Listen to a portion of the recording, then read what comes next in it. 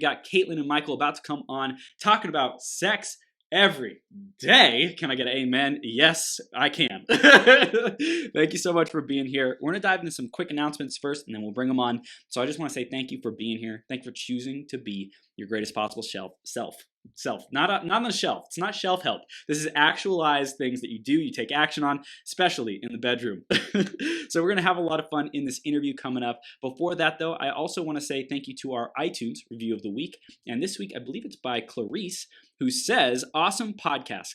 Chris, the host of Becoming Your Greatest Possible Self podcast, highlights all aspects of business, entrepreneurship, and more in this can't miss podcast. The host and expert guests offer insightful advice and information that is helpful to anyone that listens. Clarice, thank you so much for that review. And if you want a chance to get shouted out on a future 12-hour live stream, go to beergps.com/iTunes or search Greatest Possible Self on the Apple Podcast Store. Give us a review. Let us know what you love, what you want to see more of, and how we can improve the show for you. Thank you so much in advance for doing that.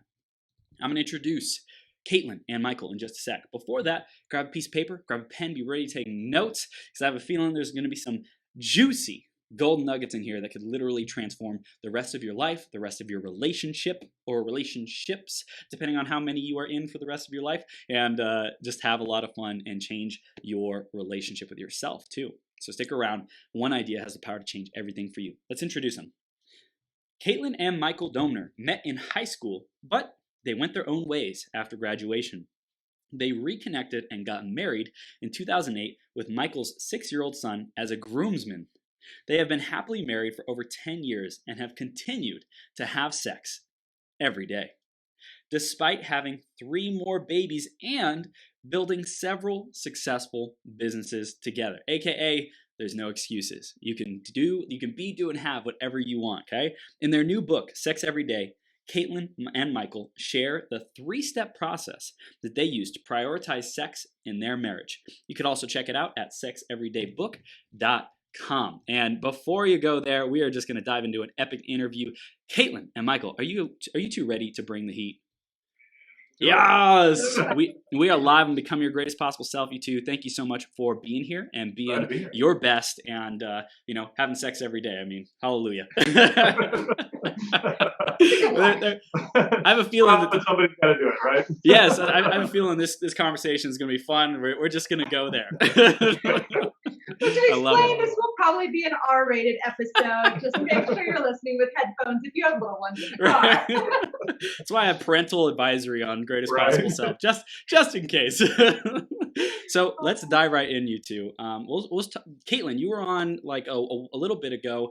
You brought the heat. Like you talked about sales and putting in some awesome systems and teams to grow sales. And I know, Michael, you're working with her on that as well.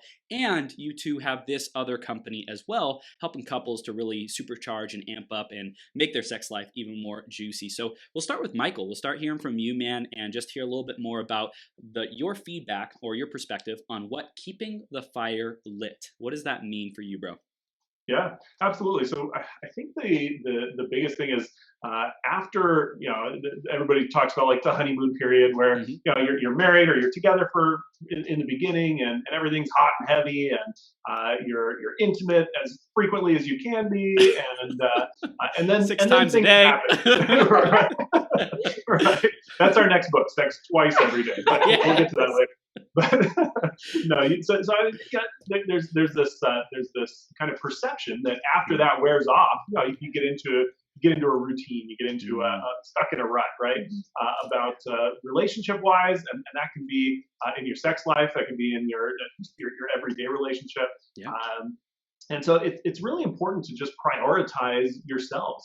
Cailin and I have been very intentional about making sure that we spend time together, having sex, obviously, but also not. Right, and other stuff.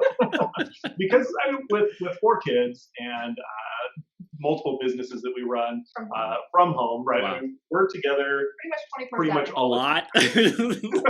Yeah, we always say the solution for spending too much time together is to spend more time together. Right. Yes. When we start getting at each other's throats, we have to go on a date because that Get is away from it all. Wow. Well, I love that because I think it's so counterintuitive. It's like when we're getting irritated because we think we're around too much or talking too much, or we have these differing perspectives on X, Y, or Z, whatever it might be. It's like, okay, well then it's to remember who we really are and to fall in love with each other again and have that magic come back. And that usually comes from distancing ourselves from the normal day-to-day routine and going and experiencing each other again, you know? Yeah. Absolutely. Yeah, and we definitely are big believers in going out and having adventures and doing things outdoors and really just trying to change it up, right? I mean, if you find yourself kind of stuck in a mental place that doesn't feel good, changing your physiology, changing your surroundings, getting out in the sunshine, these are all great things to help remedy that. Yeah, last Friday we went indoor rock climbing for the first time. Tonight we're going swing dancing. Wow. We usually are traveling about once a quarter without the kids. So we really enjoy having time by ourselves in different locations and different experiences to just, you see your partner in a different light as well as yourself in a different light. Yeah. Gold. And Cailin, did you want to add anything to keeping the fire lit? Has anything else come up for you around that? Or is it like hardcore ditto on what Michael said? Well, the way we talk about it in the book is we talk about meat and potato sex. Like there are other books if you want like wild, erotic, tantric hours and hours of love fest. We're more like meat and potatoes. Like we're just about keeping the pilot light lit so that at any point you can turn up the heat. But I think a lot of like parents and busy professionals, it's kind of like an all or nothing thing. And we want to remind you guys like, hey, let's just keep it on a low simmer so that you don't have to strike a match every single time you want to get the fire lit. Yeah. And I feel like that's kind of the reason behind our rules, which I'm sure we'll talk about a little bit later. But it's not that every single time that we have sex has to be spectacular, over the top, right? And it's not. I think you're setting yourself up for failure. Hello. Cailin's like, what? Do you see me? Do you see me? It's amazing. Okay. It is amazing. I'm not gonna lie, but setting that expectation that you're keeping the pilot light lit, to use her terminology.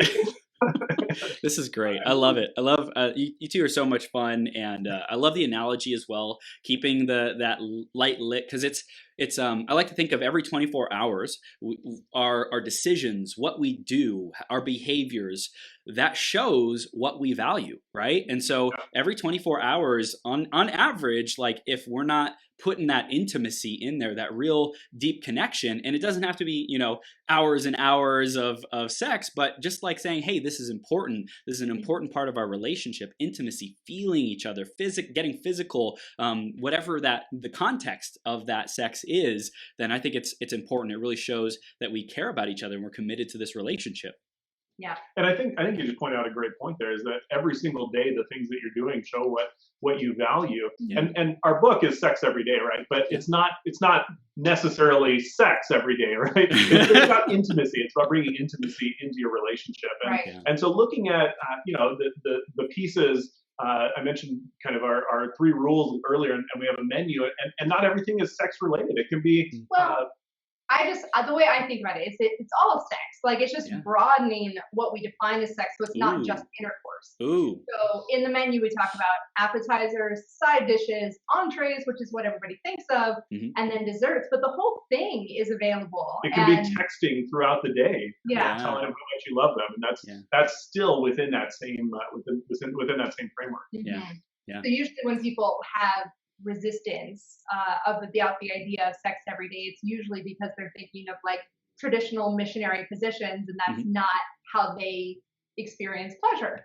And so the kind of subtitle of our book is prioritizing pleasure, and that's really what the key is. It's making sure that you feel worthy of experiencing pleasure and providing pleasure for your partner in a way that's just, this is your daily routine, your habit. It's like going to the gym and working out. It's like eating healthy food. It's why wouldn't you make pleasure a priority in your day-to-day lifestyle? And there's a lot of great physical reasons to have sex every day. I mean, it's just good for you all the way around.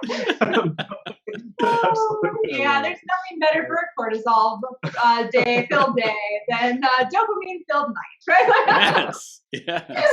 I love it. It's like really literally our biology, our chemistry in our body, which I think so many of us underestimate. Hey, what is actually going on in my chemistry right now? Like, am I getting proper sleep? Is my brain functioning at the level it's supposed to be? Is my body worn out, tired, exhausted, exposing myself to illness and, even more like detrimental health effects? And simply just reprioritizing that pleasure will get us retuned into what makes us feel good. Are we taking time not only to reconnect with our partner, but also ourselves, right? Because in that sex every day, it's like, what makes me feel good, and how do I share that with my partner, and also prioritize, hey, what can I do today that would make her or him feel good, and have their day just be a little bit more special. And if we introduce that, I feel like there's so much magic there. There's so much that opens up when we do something like that consistently. Yeah, and I feel like that's one of the keys too, is really opening it up to how can I make my partner feel pleasure today, Yes. and how can I make them feel love today and intimacy, connected. Because when you look at it internally and you're seeking pleasure, like there's a value in that as well.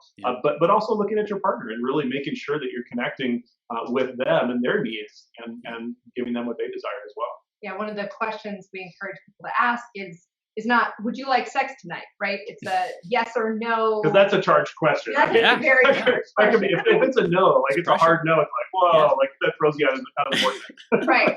So what we say instead is ask your partner, what would you like from the menu tonight or today, whatever it is.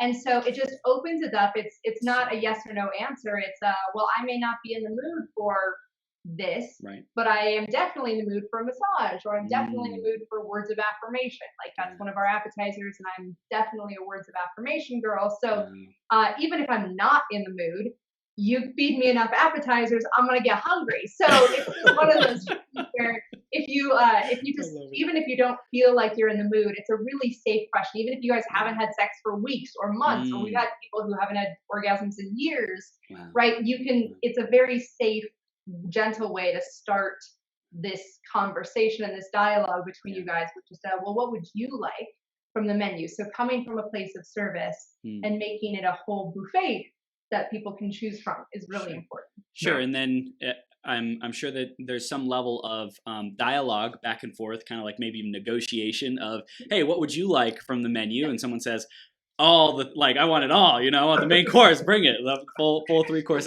meal. It's like, okay. And there are times when the chef 86s certain opportunities. They're like, sorry, the kitchen's all out. Like, and it may be if you're feeling like you're not 100% connected, or you don't know where your partner is, it may be what's on the menu. It can be kind of a reply to the question. Wow. And just to kind of keep that give and take aspect of it, so it's not one-sided. Yeah. So great. Well, Cailin, we've heard from you a little bit about your background, right, in that last episode that we did. Michael, I want to focus a little bit more on you and your journey, what got you to where we are today, and then specifically we can come together and share what had you guys start this company and this movement in this book. It's awesome. But Michael, share a little bit more about your background, brother. Sure. Well, I've, as you said earlier, kind of Cailin and I met in high school. I think I was 16 and she was 14. Seems like so long ago now. But right. And what can I say? I'm a magnetic guy. She still fell in love with me back then. Yeah, it's pretty close. And unfortunately, we were kind of a few hours apart, time frame wise. When you're 14 and 16, that makes it difficult. And, so I did. We kind of went our separate ways, and I got married and had my son Nathan, and got a divorce a couple years after.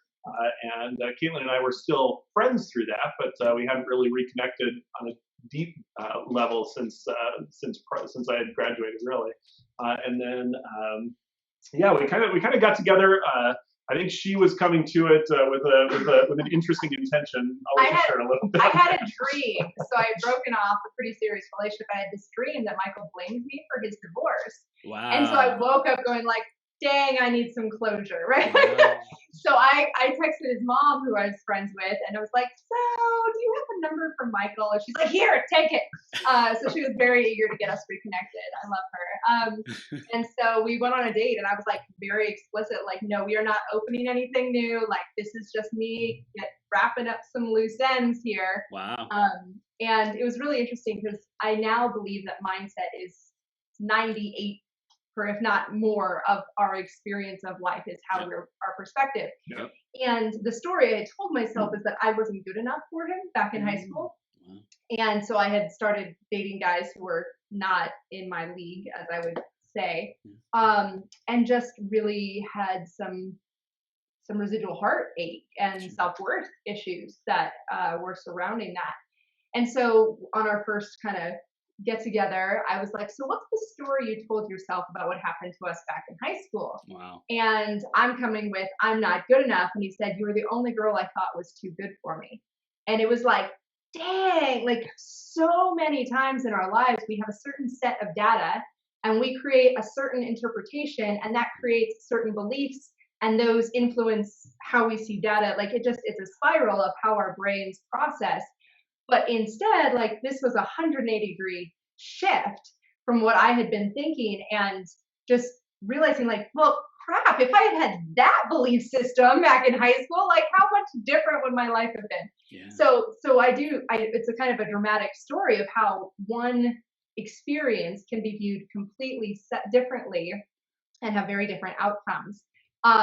And so anyway, he was great about wooing me despite my total shutdown. And then so when I finally convinced her to date me at that point and make it official, she was like, okay, but I'm just letting you know, I don't think it's going to last more than 2 weeks. Wow.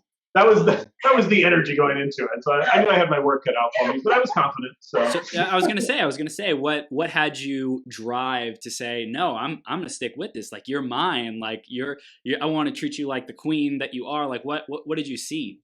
Yeah. I mean, once we got back together and we had that initial date, I think at the end of the date, I was like, wow, like you're still this incredibly dynamic, beautiful woman that that I knew from a long time ago. I think she saw where I was going when I made that comment, and she like shut it down right away, like whoa, like no, like this was like a parting of ways conversation for her. but just that core that I had loved her previously, and when I was 16 years old, and that's not it's not something that I because of the choices that I had made since then, it's not something that I had really admitted to myself. But seeing her and spending time with her, I really fell back in love, and just realizing like that this that kind of the relationship that's there and that has lasted for 10 years, even though we were apart for that long at the time, there was still definitely interest there on my side. Thanks, I was in that question, Chris. I had never heard that part of the story. I saw you, Cailin, like really listening intently. I was like, I don't know if I've heard this before. So the funny part is, after the 2 weeks that she had given us to be in the relationship before it was going to be over, she was ready to get married within 2 weeks. Yeah, and 8 months later we were. So it was pretty quick. Everybody thought we were having a shotgun wedding. I was just like, no, it's just when you love somebody at 14 and you love them at 24, it's likely you're still going to love them when you're 64. So That's like, right. it was very rational, I thought. So I'm curious, had you two done any like personal development on yourselves to like know what you were looking for, what you wanted, or was that still like pretty new to you, or how was your journey on that? Yeah, I would say that was pretty new to us at that point. Yeah. I would say it's been in the last probably 5 or 6 years, maybe even. Cailin started getting into kind of personal development and coaching work a little bit earlier than I did. Yeah. So kind of fast forward, we got married. For the first 5 years of our marriage, I was working in a corporate job, kind of working like 40 to 55 to 60 hours a week. Wow. Yeah. And we realized, that was, it had gotten us to a certain point, but it wasn't sustainable. It wasn't something that we wanted to do for the rest of my life. And so Cailin kind of started virtual coaching sales with a business partner who was working with her on it. And we kind of worked it to the point where we could replace my income in corporate And then I was able to leave corporate, which kind of a crazy story around that as well. I ended up we waited on pulling the trigger because we were like, probably a bad way You're to gonna say see it, why that's a really rough. we kind of waited for me to leave corporate because we were like, well, a little bit more money in the savings account would be nice. So we put it off. And I went back to work after baby bonding time with our middle son when he was born. Yeah. And literally the second day that I was back at work, I was robbed at gunpoint in a retail location, and gun to the head, walk to the safe, like the whole thing. And the whole time I was like, I don't know if you curse. WTF? Like, what am I doing? I don't know if it's safe or not. Like, what the heck am I doing here? We can talk about orgasms, but we won't say fuck. Right, can't say fuck. So at that point, like literally, I think 2 days later, I gave my 2 weeks notice and said, wow. we're done with this. We want to build our lives together, our business together, and really that's where we're going to thrive. And I've been in sales management for a long time, and that was the direction that virtual coaching sales is in. So it was just kind of a natural fit. And now we've been running that together for, 8 years or 7 years, and loving it. Mm-hmm. Congrats. That's awesome. What was the spark or the inspiration, the why behind writing Sex Every Day? So great question. I was chatting with some girlfriends at an event, and I was just kind of in passing. I was like, oh yeah, Michael and I have sex every day. And they were like, you do? And I was like, wait, you don't? Like, you guys are married, right? Like, why would anybody not do this? Like, and so just in having a conversation as they're peppering me with questions, I was like, there actually is a system. Like, I'm a pretty systematic kind of gal. And I was like, I could probably write a book about this. And so we had our 10th anniversary in Costa Rica. And in 5 days, we'd written both sides of the book. There's a her version and a him version. Wow. And so we got it written, and then we're like, we could probably get this published by Valentine's Day. This was like the first week of December. Yeah. We came back with the first rough draft, and we were like, Valentine's Day is only 3 months away. We could totally do this. So yeah, we got it published. That's awesome. And it's been surprising. It was definitely a passion project, quite literally. Yeah. It was just kind of something that was fun, and it's sort of taken off. We've sold almost 1,000 copies at this point with almost no publicity. It was just, I really feel like there's a need for people who want to have this conversation. And I got to say, the conversations that this book starts are they're my favorite conversations. Like, you can go from total stranger on like an Uber driver, like the very deep, intimate issues that you're like, I'm from a stranger. But it's a lot of fun because I think everybody would love to talk about sex. They just have no idea how to start that conversation. Yeah, I think that's one of the biggest things that I've gotten from it is a lot of people really want to have that conversation, and there's a level of friendship and intimacy and not intimacy, but friendship in having conversations like that these are things that they don't share with anybody, right? There's a kind of a public stigma around it, so these aren't conversations that are started easily, and so I've really found that having the conversations, like, it starts awkwardly at first most of the time, right? Like, there's this lots of giggles. Yeah, giggles. Like, I don't usually giggle much, but maybe after a conversation, more giggling. But there's just like an awkwardness at first, but once you really get into it and people realize, like, oh, this is a safe conversation. This is a safe conversation to have, a safe place to have this conversation. It's incredible the things that you hear and that you share, and what you can build with people in a short amount of time. Yeah. So before we dive into the rules and the menu, all that stuff, why did you write a his and her version? It's the same book. You just flip it over, right? Yeah, kind of. Well, it's not really the same book. Okay. No, I mean, like, it's in the same physical book. You just one. Oh yeah. Yes. And then you literally flip it over. Sorry, you were speaking very literally. Very literally. It is the same book. Yeah. No, I think that so we realized early on that the conversations that she was having with her girlfriends around, like, you have sex every day, and the conversations that I have with guys is a little bit different, right? And we found that in general, the conversation around the book guys are usually like, sex every day. Like, how do I sign up for that? Like, I want to just like, that sounds good. Let's try it out. And women are a little bit more guarded. And it may be different depending on the roles in your relationship and the relationship that you have. So that was our hypothesis when we wrote the book. So our hypothesis was guys didn't need to be convinced. They just needed to be taught how to get their partner on board. So his version is definitely like, how do you woo your woman? Like talking about the 5 love languages. How do you create an ambiance for romance? If she's had the kids all day, like sending her into the bathroom for a bubble bath while you put the kids to bed, like absolutely critical things for just setting the mood and making sure that this is going to work. And then the woman's side was more tackling what we viewed as like the psychological resistance to this idea. Both of them have all 3 rules listed, but just kind of a different perspective. After working with couples for like a year now, what we've realized is it's not so much a him and her, and there are homosexual couples that are using our book as well. It's more whenever there's a mismatch in libido. So whoever's libido is waning should read the her side, and whoever's libido is higher should read the him side. Wow. Just in terms of making sure that you guys are both getting your needs met. Yep. Mm-hmm. Powerful. I love it. So let's dive into what you cover in there, the rules, the menu, like, or if there's an overall framework you want to start with that's higher than that, let us know.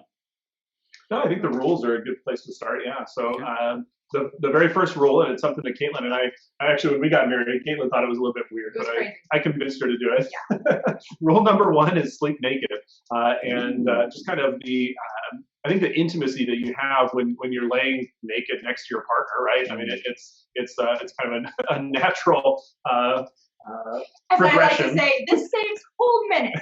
Aphrodisiac, right? For exhausted entrepreneurs with 4 kids, like it saves a lot of time when you're already naked. You're like halfway there. Like, efficiency, yes. That's awesome. That's so cool though. It's really simple. I love how simple it is. What resistance do you feel people may have to doing it? Yeah, and so it's an easy first step for most folks, but we do find that there's a resistance, whether it's people not being comfortable in their own body, right? To your point earlier, like reconnecting with yourself and making sure that you're in a place where this is that this is possible and it's going to be pleasurable for you. And I'll let you talk because I know you've had some of those conversations. Yeah, so we have a whole part in the appendix talking about body shame for women because I think it's huge, where you don't want your partner to see you're naked because you don't like to see yourself in the mirror naked. And so really talking about how can you fall in love with your own reflection and see yourself as a sexy woman, not when you lose 10 pounds or when you buy a better looking dress. Like, no, right now, as you are gorgeous, and really own that. And embracing the fact that men tend to be visually stimulated. So just the act of seeing you is going to be fantastic. Yeah. And so really owning that element is, I think, really, really important to kind of overcome your own internal resistance around the idea of nudity.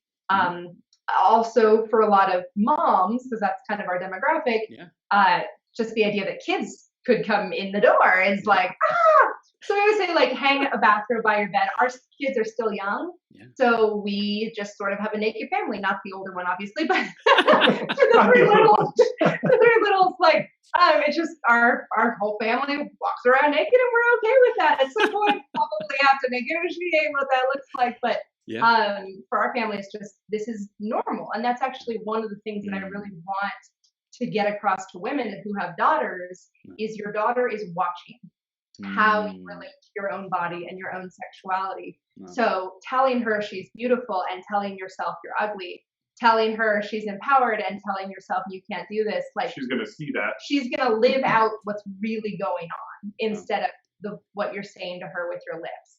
And so I wanted my daughter and now my sons to see a real woman who's given birth, has stretch marks, is 34, like I don't always work out. Like, I'm just a real human body, and I want them to associate that with beauty, right? Because they're going to be bombarded for the rest of their life with photoshopped images of perfect size 0 models. And I want her to remember, like, no, I've seen my mom. Like, my mom is gorgeous.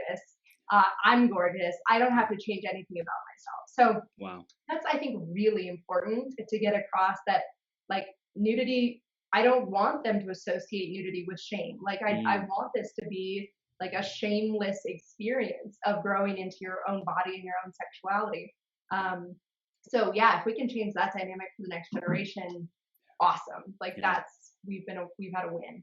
Yeah. That's awesome. And I'm, for me, it's like the taboo nature. I know that there's like a part in the brain that people get excited, like the excitement part of the brain, as well as like if they're doing something they shouldn't, that same part gets lit up, right? It's like really, really close to each other. So I know a lot of like men, particularly when masturbating, it feels like, oh, you know, this is like, it's exhilarating because maybe I shouldn't be doing this kind of thing. And it's like, it's kind of taboo, it's secret, like nobody knows kind of thing. And then I think just naked bodies in general kind of triggers that same experience. So a lot of, you know, families don't have that freedom of, hey, this is a body, it's beautiful. Just because it's naked doesn't mean it's sexual. And I think a lot of people have mixed the two together, that nakedness equals sexuality. And so I love that what you're talking about is really getting human beings back to what it means to be a human being,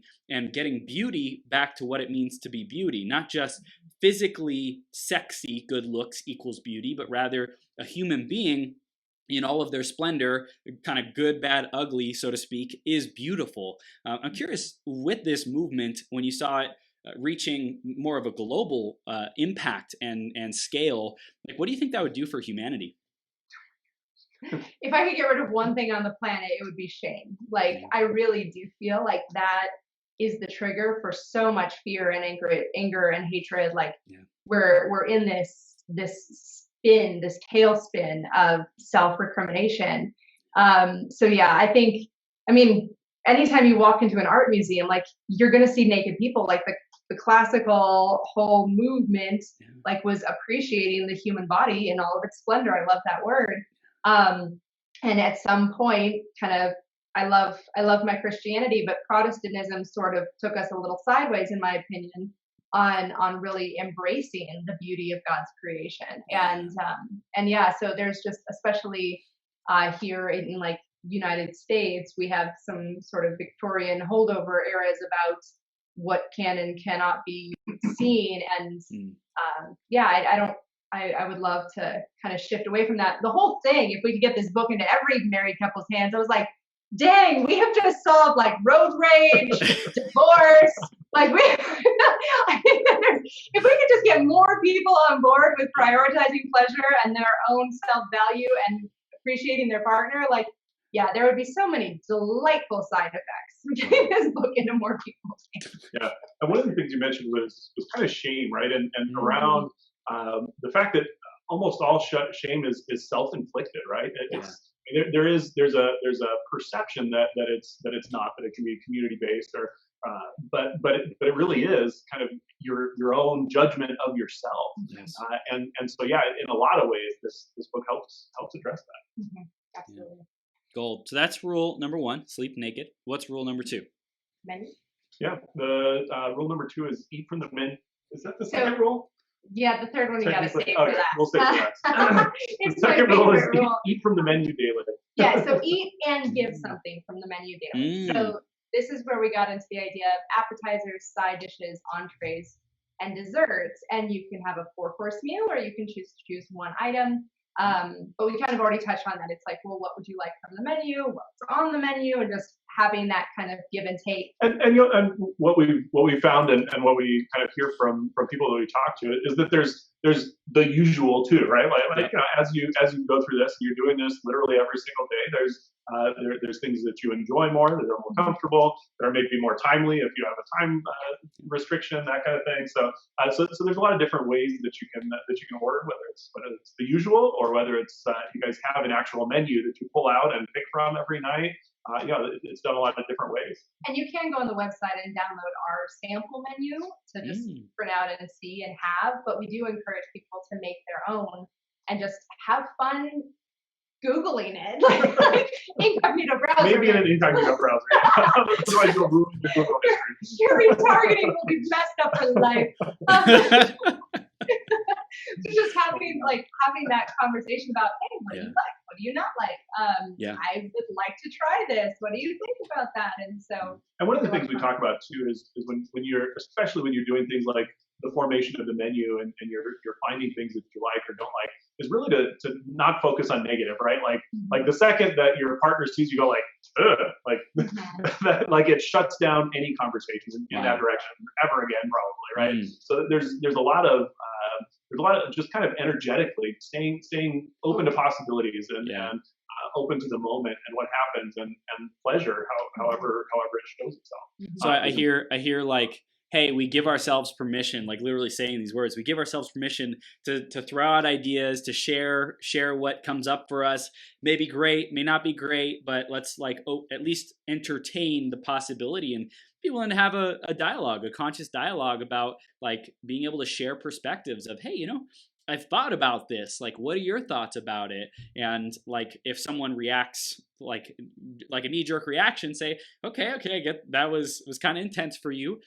So maybe at some point in the future we can revisit it. But it's been interesting for me, so we'll put it on the side for now. It's totally cool that you're totally a no right now. All good, and just like keep moving through the process of discovery instead of saying, well, shit, I'm done, and like get out of here. Like if you're gonna shut me down like that, just expressing my curiosity and interest, bye. Like that's not what we want. And we do reference there's a quiz online. I have to go look it up, but it gives you how you're wired, like what your sexual type is. Okay. And there's like the sensual person who likes the roses and the candles and the massages. I tend to be more on the kinky side, right? So I really love fantasy and not always like actively playing it out, but like pretending I'm playing it out. So it's just like giving yourself permission, like, oh no, like this is what turns me on. Like I am activated by like kind of the taboo things where Michael is much more of the sensualist, and if I put out candles and buy him some roses, like he's mine, right? So you're gonna be all night long. So it's just knowing how your partner is wired so that you can give them what they need and are looking for without coming to it from a place of judgment. So that's also really helpful to just recognize that each of you, like a love language, each of you is going to feel sexy in response to different stimulus. Yeah, I think relating it to the love languages, right? Because we do mention that in the book, and really encourage, open communication and communication that is going to be received well and understood is critical in all of these conversations. I would say it needs to be like at the base of your marriage or your relationship, but especially when you're talking about things that are that are so personal and have a stigma attached to them. Yeah. With the menu, I'm curious, is there any, like, do you recommend, you said you can download a sample of it on your website. Do you guys like physically print out something and you can look at it, or is it at this point, you probably know what your menu is? Like, do you re-look at your menu for you two, since you've been doing this for a while now? I'm curious, how does the menu evolve, and like, what does it look like in reality to use it? I would say every once in a while we'll take it out and look at it, but it's mostly in our heads. It's mostly in our heads though. Yeah, I would say it's something that we created from what we do in our lives. So it kind of was a very natural, organic thing that we came up with. So. Yeah, Michael was not so big on the talking about the sex, so I sort of came up with it as a metaphor to just make it feel less awkward. Like, let's talk about this in euphemistic phrasing. So it just started as like a kind of a joke, pretty much, and just going back and forth and talking. We didn't actually come up with a printable until one of my girlfriends got married, and I was like, we should make her a menu. So that was the very first printed menu. So she got that as part of her bachelorette party.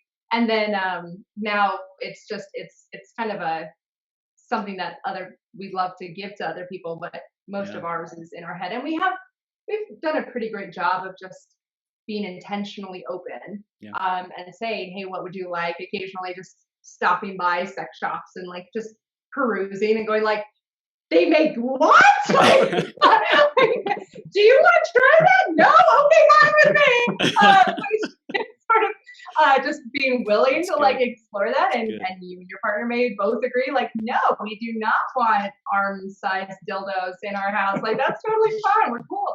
So you just never know what you're gonna find in those shops, but just allowing yourself to just be interested and see where you want to go next. And even beyond the creation of the menu, right? I mean, Caitlin and I wrote the book a while ago, and it's just a continuation of maintaining that openness and continuing the conversation. Yeah.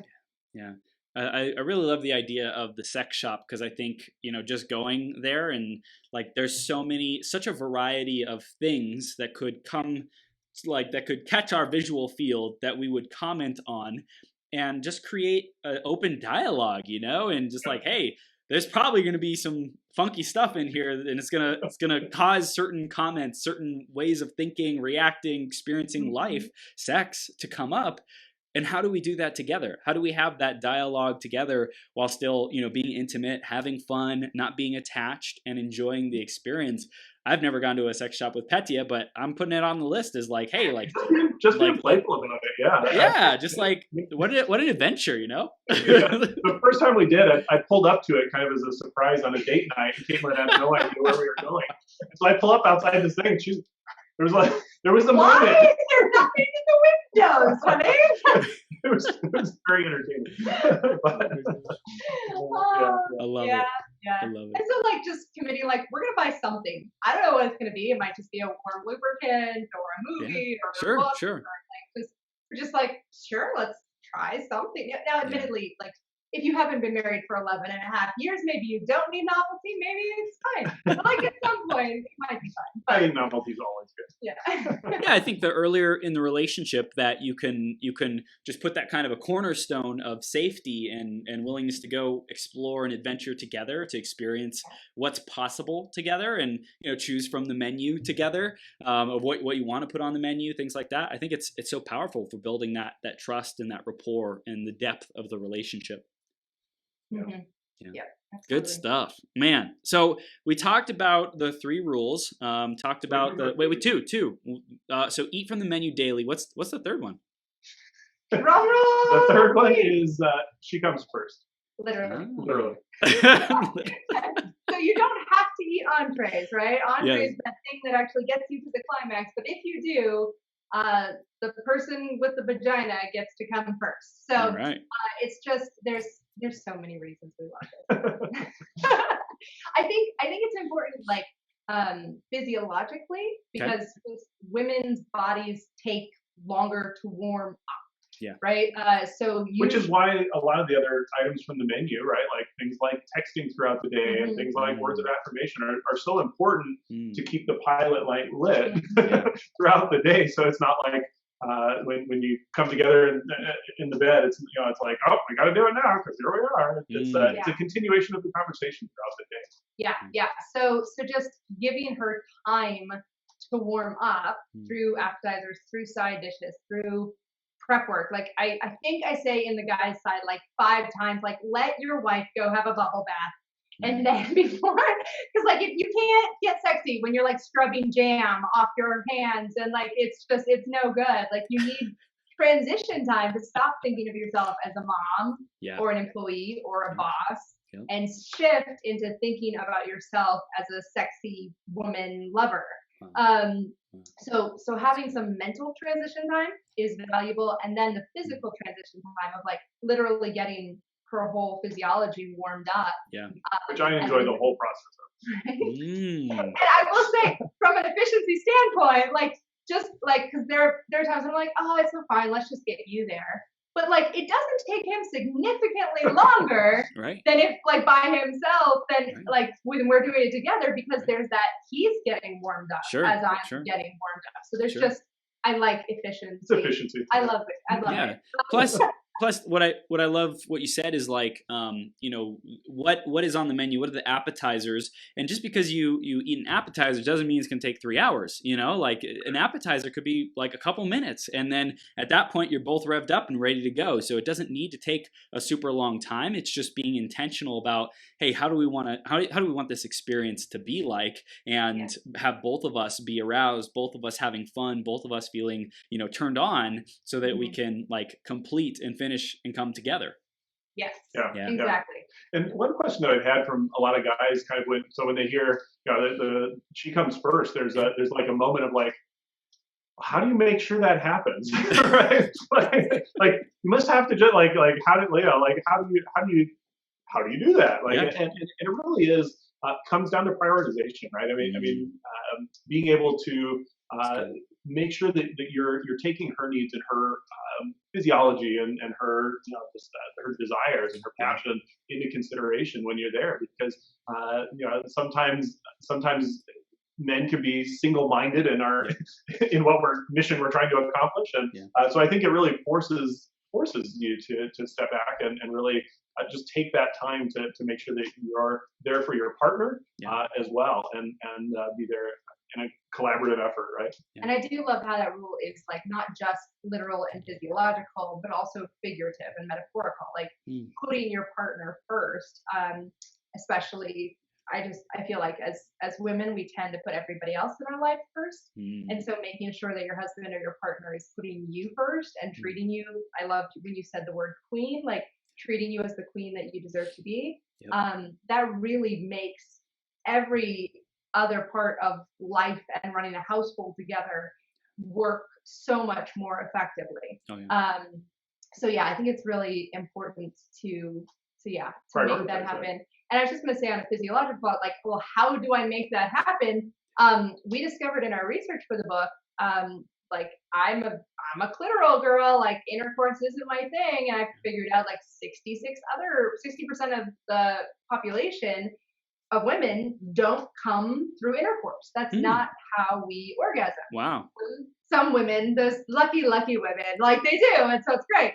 But for like more than like 2/3 of the population, like that's just not going to be how they get there. And so thinking of, well, can I use my hand? Can I use my mouth? Can I use a toy? Like, what can I be doing to kind of make sure that she gets there? And then order whatever you want from the menu. I think is really critical to just honor the fact that it's not going to look like intercourse for her every time. Potentially. Yeah. Wow, that's great stuff. I wanted to ask something about, especially for men who feel like it's extra like work, like just one more thing to work towards, to add on to like the plate, or even both. I'd say both, but specifically for men, it's like, and I got to do another thing to perform and make her happy in our relationship. I'm curious what you guys have seen around that. So I think I've seen it from the women's perspective, but I guess you're right. Like from a guy's perspective, that desire to perform. For us, it's just like, oh, I need to put one more thing on my plate. So I think that this is a universal thing. Right? I've heard from a lot of guys like, that sounds exhausting, right? Yeah, exactly. Just another thing you gotta do. Yeah, and so I guess the advice that I have given to the women is like, hey, you're telling me you want all of these other wonderful things. You want your husband to be attentive. You want him to help out around the house. You want him to be engaged with your kids' lives. Like you want all of these like emotional connection points. But men, not always, but a majority of men, their number one love language is physical touch. And when they married you, you expected them to not get that physical touch anywhere else. So heads up, it's kind of on you. Like you gotta own that, lady. That like your husband, like if you want his love cup to be filled, and we can't pour out of an empty cup, right? If you're not feeling loved, you can't ask for it before you give it. And I think this is just rule number one in all marriage therapy is like, if you're not feeling loved, you need to amp up your gestures of love. You need to give it if you expect to receive it. I think that's a big piece of it, right? Is that from some guys as well, I've gotten a comment like, well, like I'm on board, but my wife isn't. How do I get her on board? And one of the things that we strongly believe in is just radical responsibility, taking personal radical responsibility, right? Not assigning blame or saying that it's my fault or it's her fault or anything like that, but just looking at like it literally only takes one person in a relationship to completely change the relationship. If you change how you show up, she has to change how she interacts with you and reacts to you. Yeah. So it's really looking at it from a point of what can I do if this is what I want, and this is really what I want, the intimacy and the pleasure, and these are the things that I want in my life and in my relationship.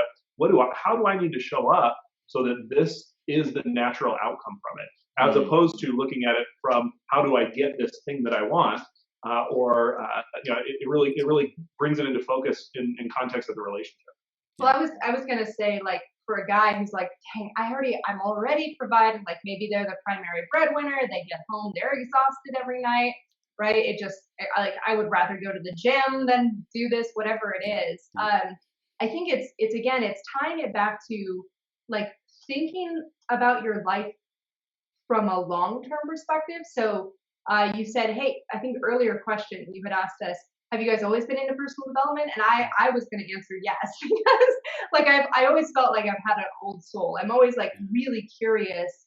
What does wisdom look like? What does it mean to live well? What are the people who are 80 years old and happy and healthy and wealthy and in love with their partner? What are they doing? Right? And so for guys, I think getting your head out of the day to day and looking at the long game, like when your kids are out of the house, when you're retired, when you're like, do you still want to be with this woman? Do you want to have a relationship? Do you want to be respected? Do you want to be appreciated? Do you want to be like, what do you really, really, really want? It's like the person who says they want like a gorgeous ripped body, but they're not willing to give up soda and they refuse to go to the gym. Like you have to get clear on like, no, this is what I want and I'm committed to this. Yeah. And I think a lot of people like, why are you working? Okay, so I can make money. Well, why are you making money? So I can provide for my family. Why are you providing for your family? Well, because I love my family and that's sort of my responsibility. Like get down to your deepest why, and you're gonna find that prioritizing your woman and making her feel adored and making sure that pleasure is a key component of your relationship is gonna give you the end like so much more effectively than most of the means that you're already spending time doing in your life. So if you really don't think you can spare another 15 minutes a day, you need to do some serious reprioritization of your entire life to make time for this. Yeah. Wow. Preach. This is gold. I can speak firsthand from, whenever I make Petya feel like a goddess, like a queen, like just absolutely amazing, feel that pleasure.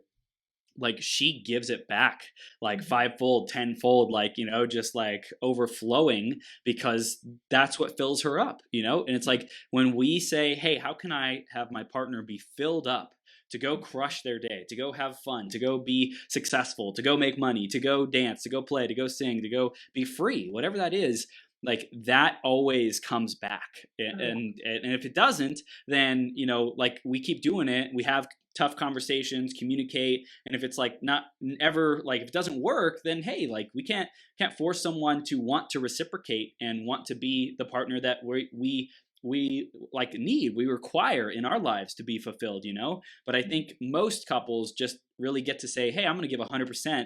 And whether this person like actively gives 100% and I see them and I experience them giving 100%, I'm going to be radically responsible, like you said, Michael, and just like show up and do my best and trust that everything will work out from there. Absolutely. So good. So I want to start wrapping it up. Final takeaways. What do you want our audience to really get from this interview, get from this conversation, and implement into their life? Of course, sex every day. and I think our book title could even be a misnomer. I feel like it is polarizing, which is why that's what we named it. I love it. But like the fact that it's not necessarily what you think of as sex every single day, right? It's intimacy, it's pleasure. We thought about orgasm every day, but it's just kind of opening up that conversation and really and really being open to it's going to look different for every couple, and it's the intimacy that's the goal, and the deeper relationship that you get from being intimate with your partner. I was gonna say prioritizing pleasure like really is our core message. Like prioritizing pleasure is it's a symptom of all the right pieces, right? If you're a workaholic, if you're depressed, if there's other things and you're not experiencing pleasure, like it's an indicator when something is off. If you're not prioritizing pleasure in your life. And conversely, it can also be the remedy. You can sometimes fix those problems by prioritizing pleasure. So just making sure that you're doing the inner work, and we do spend a lot of time in the book talking about the inner game. Mindset is everything. Why are you not prioritizing the pleasure, and have that deeper self-worth conversation is going to be really critical. But then recognizing that this is just one place that it's going to start, but we hope that it spreads like wildfire into every area of your life, and recognizing that you're not just worth having pleasure every day, you're worth getting paid better at your job, you're worth having a lifestyle of freedom, you're worth having a household that runs smoothly and peacefully, right? You're worth having friends who respect you and like are there for you. So it's stepping up the whole area of your life. But I think pleasure tends to get overlooked as how critical it is to how we're wired as human beings. Yeah. Wow. What a cherry on top, Cailin. That was beautiful. And let's talk about how people can stay connected with you, how they can get the book. I know you're working with couples. Tell us a little bit more about what their next steps could be. Yeah, the easiest place to start is sexeverydaybook.com. So you can order the book through there. There actually is a coupon code that our publisher occasionally offers. I think it's good till tomorrow, but it does that occasionally. And then we have Facebook groups. So the website, once you do order your copy, you can download a whole bunch of resources. We have the menu that we mentioned. We have meditations that were created by a sex therapist for us to kind of get you guys in the mood.